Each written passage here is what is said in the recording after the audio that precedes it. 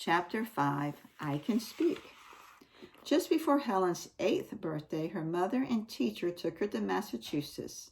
They visited Boston and the seashore at Cape Cod.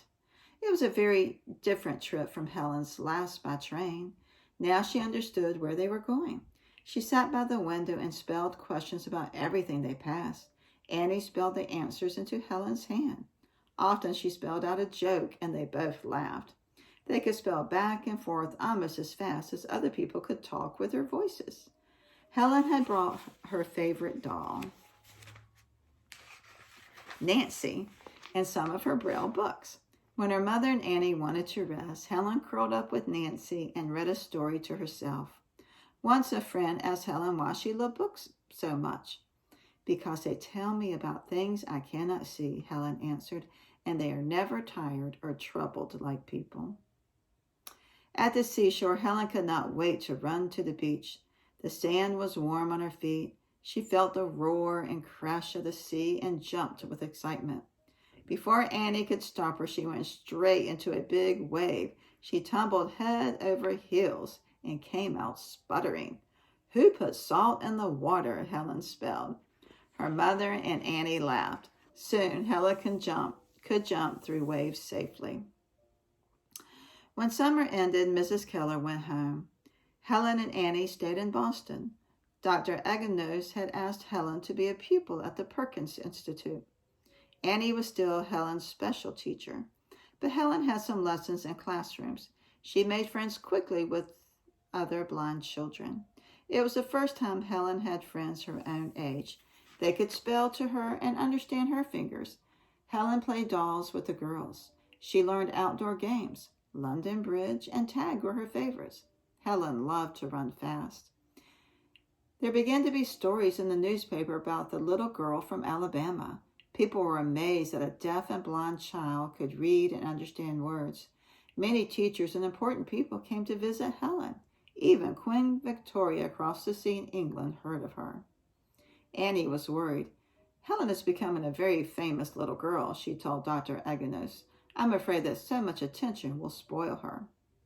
Helen was too busy to know that anyone was worried. She was studying Latin and German and arithmetic. She discovered dozens of stories she could read in Braille in the school library. "Helen gobbles books like cookies," Dr. Aganos smiled. "She cannot get enough." Helen began to write stories and poems herself. When winter came, Helen helped the other children make a snowman. She loved coasting and tobogganing. In Helen's second year at Perkins School, she heard of a little blind deaf boy named Tommy Stringer.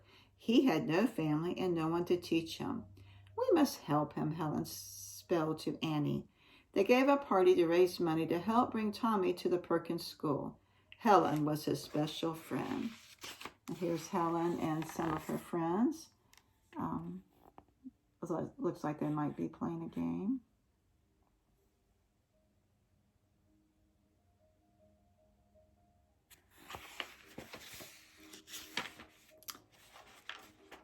When Tommy learned to spell his first words, Helen was proud of him.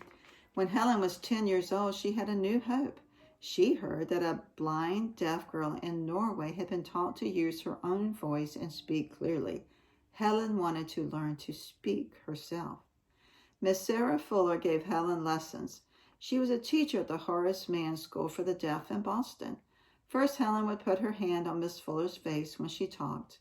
Then Helen would try to copy the way Miss Fuller's lips and tongue moved. It was hard work.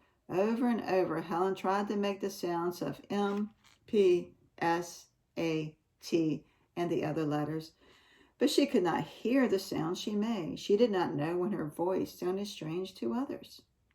After each lesson, Helen practiced with Annie. At last, one day, she could speak a whole sentence that Annie could understand. They were both overjoyed. Helen was going home for vacation. She could not wait to show her family that she could truly speak.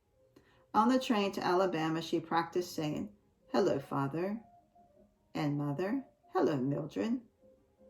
The family met Helen and Annie at the station. When they heard Helen speak, they hugged her with love and pride. Driving home, Helen planned one more surprise. At the front steps, she jumped out of the carriage first.